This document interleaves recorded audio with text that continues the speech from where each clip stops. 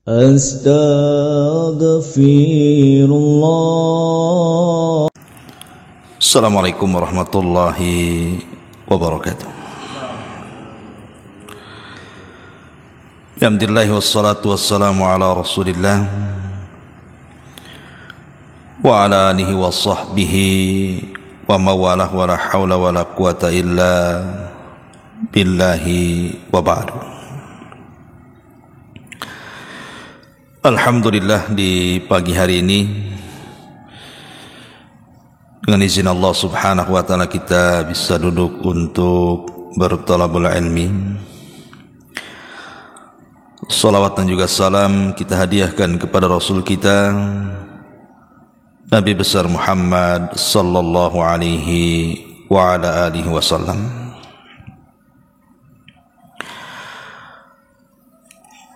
Ma'asyiral muslimin, jamaah salat subuh yang dimuliakan Allah azza wa jalla. Di pagi ini kita akan membahas satu hadis yang dikeluarkan oleh Imam Muslim dari sahabat Abdullah ibn Abbas radhiyallahu anhuma. Beliau berkata, "Bainama Jibrilu qa'idun 'inda an-nabi sallallahu alaihi wasallam sami'a naqidan min fawqihi." Tatkala satu hari Jibril duduk bersama Nabi sallallahu alaihi wasallam, tiba-tiba terdengar suara keras yang berasal dari atas langit. Farafa'a ra'sahu. Lantas Jibril pun kemudian mendongakkan kepalanya ke atas. Faqala, dan dia mengatakan, hadza babun minas samai futihal yauma lam yuftah qattun illa al-yauma.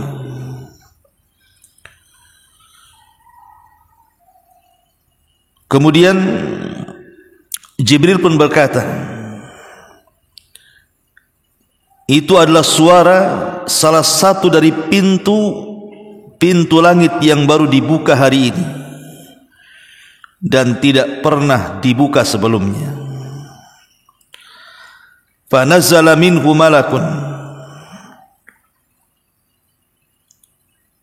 Lantas kemudian malaikat akan turun ke bumi. Hadza malakun nazalun ilal ardi lam yanzil qat illa al-yawma.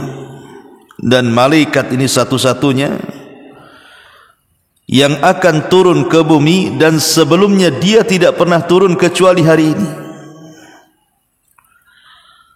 Fasallama, kemudian malaikat tersebut pun mengucapkan salam.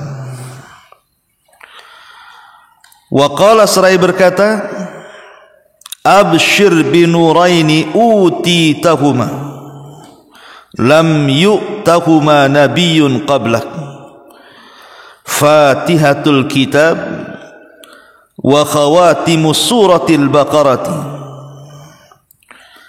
walan taqra biharfin minhuma illa utitahum. Kemudian malaikat ini mengatakan, aku membawa kabar gembira berupa dua cahaya yang dikaruniakan kepadamu dan tidak pernah diberikan kepada nabi sebelummu, yaitu Fatihatul Kitab, maksudnya surah Al-Fatihah, dan yang kedua dua ayat terakhir dalam surah Al-Baqarah. Tidaklah engkau membacanya satu huruf darinya, melainkan engkau akan dikaruniai apapun yang kau mohonkan kepada Allah subhanahu wa ta'ala. Ma'asyiral muslimin yang dimuliakan Allah subhanahu wa ta'ala, hadis ini dikeluarkan oleh Imam Al-Muslim, dan hadis ini menunjukkan tentang keistimewaan Pertama surah Al-Fatihah, dan yang kedua 2 ayat terakhir dalam surah Al-Baqarah. Maksudnya 2 akhir dalam Al-Baqarah adalah ayat ke-285 dan ke-286. Amanar Rasul bima unzila ilaihi min rabbih wal mu'minun kullun amana billahi wa malaikatihi wa kutubihi wa rusulihi la nufarriqu baina ahadin min rusulihi wa qalu sami'na wa ata'na ghufranaka rabbana wa ilaikal masir la yukallifullahu nafsan illa wus'aha laha ma kasabat wa 'alaiha maktasabat rabbana la tu'akhidna in nasina wa akhtana rabbana wa la tahmil 'alaina isran kama hamaltahu 'alal ladzina min qablina rabbana la tuhammilna ma la taqata lana bihi wa'fu 'anna waghfir lana warhamna anta maulana fansurna 'alal qaumil kafirin. Inilah yang dimaksud 2 ayat akhir daripada surah Al-Baqarah yang turun kepada Nabi sallallahu alaihi wasallam bukan lewat Jibril. Biasanya Nabi sallallahu alaihi wasallam kalau mendapatkan wahyu itu lewat Jibril. Karena memang Jibril itu malaikat yang ditugaskan untuk menurunkan wahyu. Tapi khusus daripada 2 ayat terakhir surah Al-Baqarah dan juga surah Al-Fatihah, Allah subhanahu wa ta'ala sampai mengirim malaikat secara khusus yang tidak pernah turun ke bumi kecuali hari itu, dan membukakan pintu langit yang sebelumnya tidak pernah terbuka kecuali hari itu. Menunjukkan apa? Menunjukkan 2 ayat akhir surah Al-Baqarah ini punya keistimewaan dibandingkan ayat-ayat yang lain dalam Al-Quran. Ma'asyiral muslimin yang dimuliakan Allah subhanahu wa ta'ala, lalu apa keistimewaannya kalau begitu?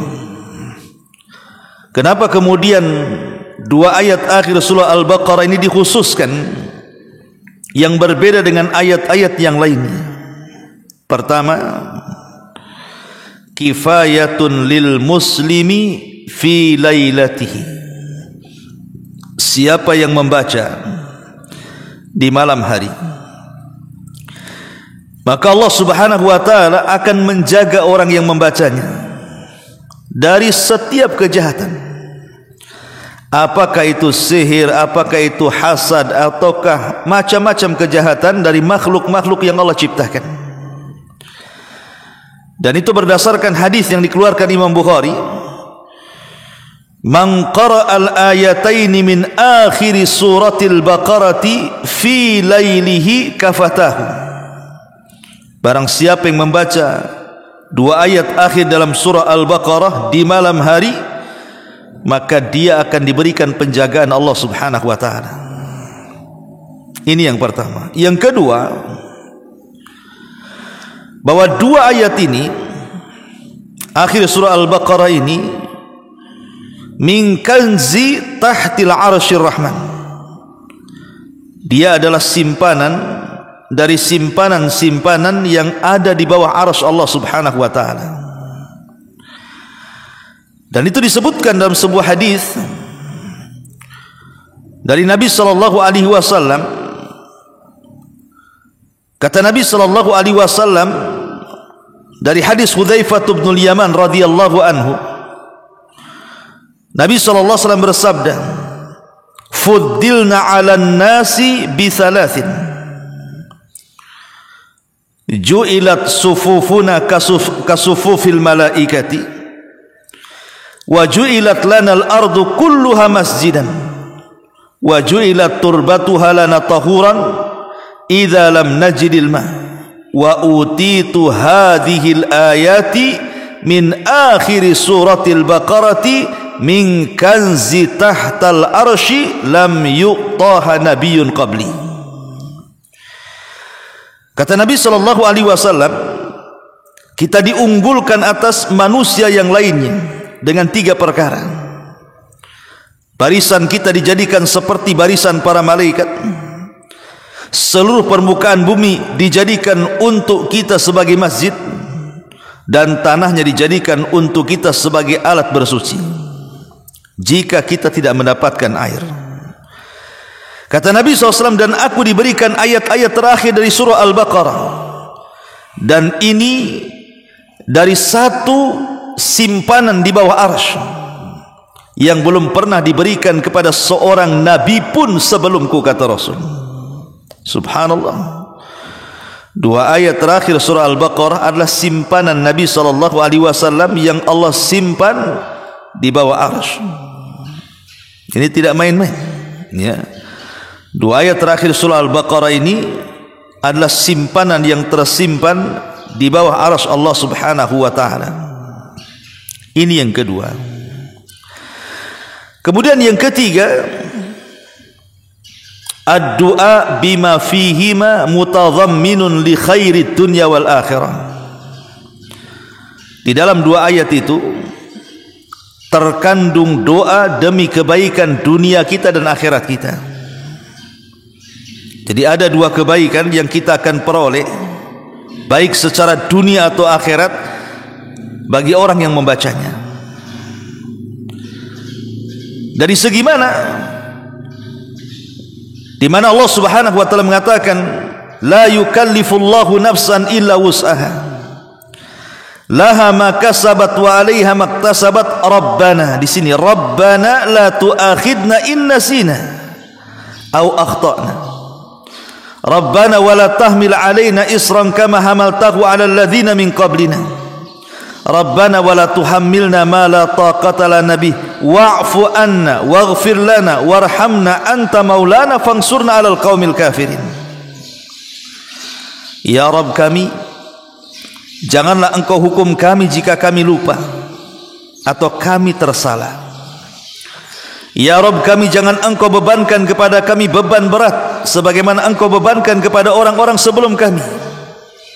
Ya Rabb kami, janganlah engkau pikulkan kepada kami apa yang tak sanggup kami memikulnya. Berilah maaf kami, ampunilah dosa-dosa kami, rahmatilah kami. Engkau penolong kami, maka tolonglah kami terhadap kaum kafirin. Di sini dalam doa ini ada dua kebaikan. Pertama kebaikan dunia, dan yang kedua kebaikan akhirat.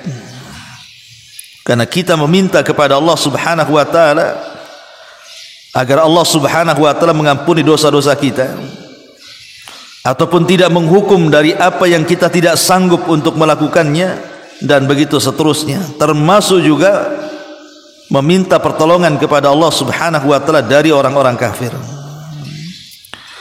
Kemudian yang keempat adalah siapapun yang membacanya dua ayat ini, maka setiap hurufnya itu memiliki pahala yang luar biasa. Karena Nabi SAW mengatakan, la tuqra'u biharfin minhuma illa utitaka mas'alatahu. Kalau kita membaca dua ayat ini, per huruf dari kedua ayat ini, kecuali setiap permohonan kita akan dikabulkan Allah Subhanahu wa taala. Apa maknanya? Sebagian para ulama mengatakan, kenapa kemudian Nabi SAW mengatakan setiap yang kita minta itu akan dikabulkan oleh Allah Subhanahu wa taala? Ada yang mengatakan maksudnya adalah kita akan mendapatkan pahala besar. Kita akan mendapatkan pahala besar dari membacanya.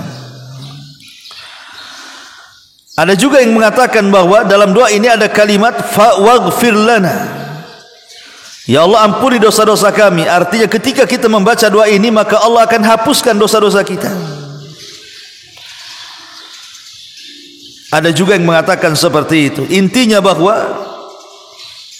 siapapun yang membaca dua ayat akhir surah Al-Baqarah ini, maka setiap hurufnya menunjukkan bahwa setiap doa-doa kita itu akan diampuni oleh Allah Azza wa Jalla.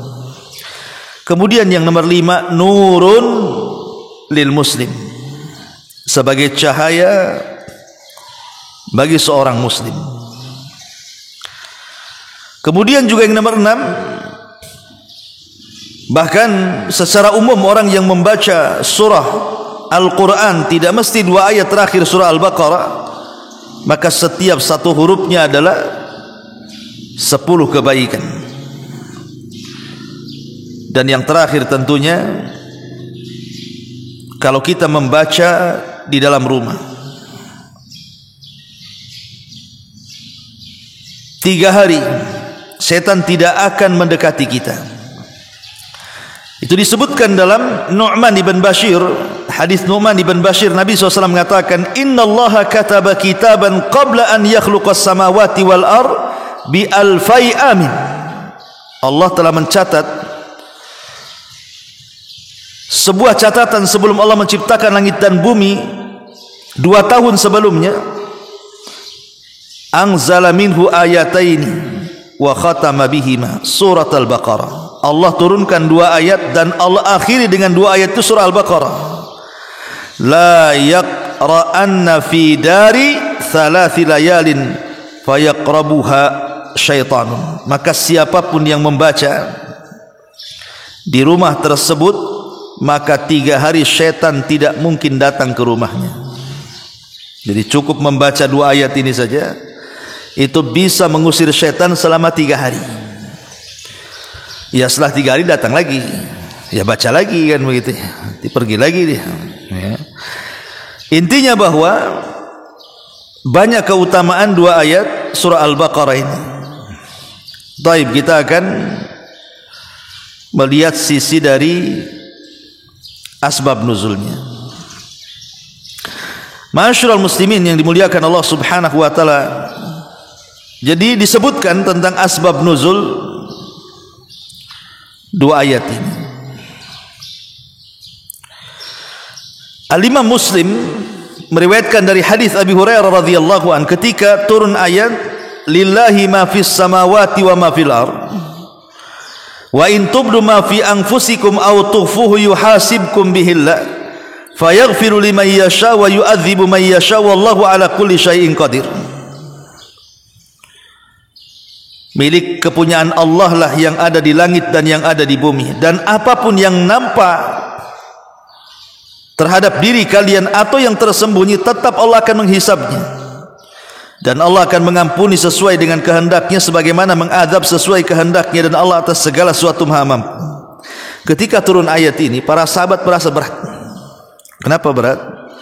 Okelah kalau seandainya orang yang meninggalkan puasa, meninggalkan sholat, atau meninggalkan amalan-amalan yang tampak itu, kemudian kita dihisab karenanya, wajar.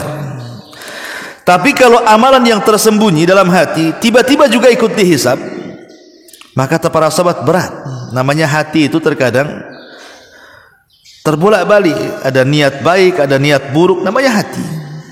Kalau kemudian apapun yang dikatakan hati ikut-ikut dihisab, kayaknya berat sekali wahai Rasul.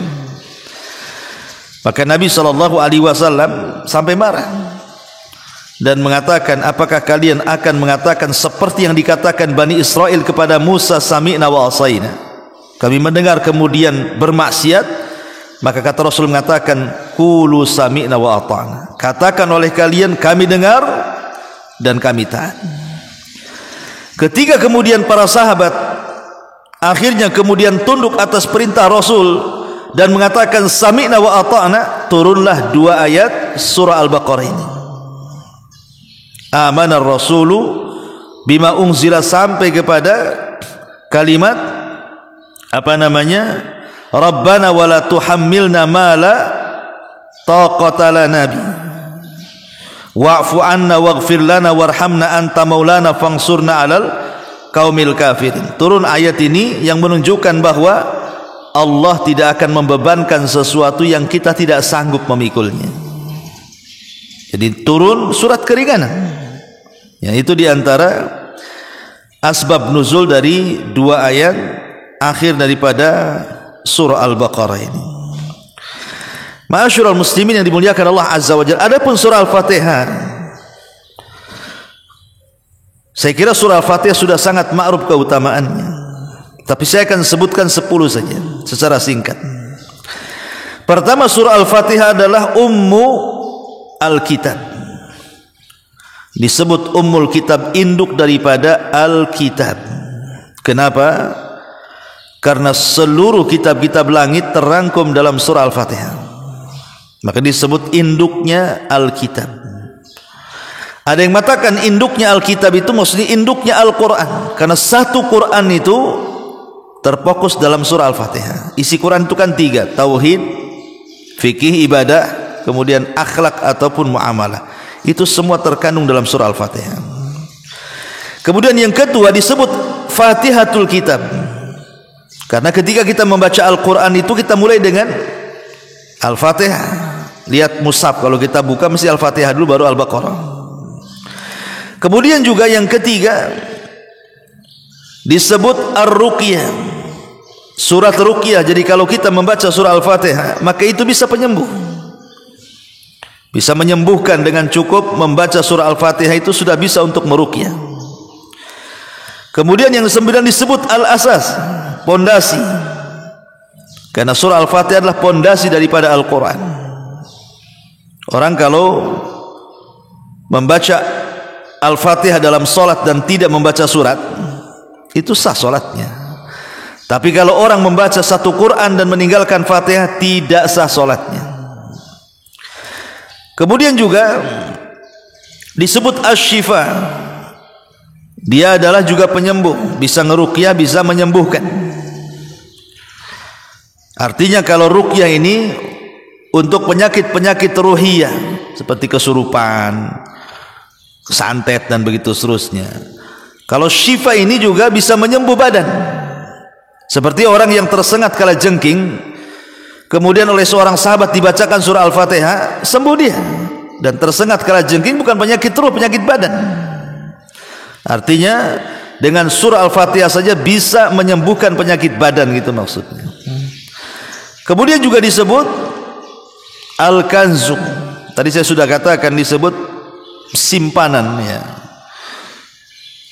Surah simpanan, karena di dalamnya banyak keutamaan yang sangat istimewa yang tidak diberikan kepada surah-surah yang lainnya di luar daripada Al-Fatihah.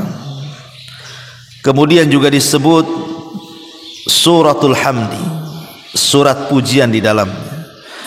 Kemudian disebut As-Sab'ul Mathani, ayat yang terulang-ulang.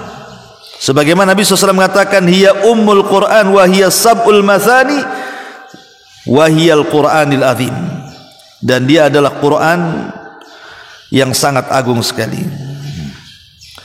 Kemudian juga surah Al-Fatihah ini adalah surat di mana kita berdialog dengan Allah dalam salat kita. Karena setiap ayat yang dibaca dalam Al-Fatihah itu semua ada jawabannya. Seperti apabila kita mengucapkan Alhamdulillahi Rabbil Alamin, maka Allah mengatakan hamidani abdi, hambaku sedang memujiku. Kalau kita mengatakan Ar-Rahman Ar-Rahim, Allah mengatakan asna alayya abdi. Kalau kita mengatakan Maliki Yaumiddin, Allah katakan majadani abdi, dan begitu seterusnya. Itu sebenarnya ayat dialog kita dengan Allah Subhanahu wa taala. Dan lebih daripada itu, Al-Fatihah adalah surat yang tidak terdapat dalam Taurat, tidak terdapat dalam Injil, tidak terdapat dalam Zabur.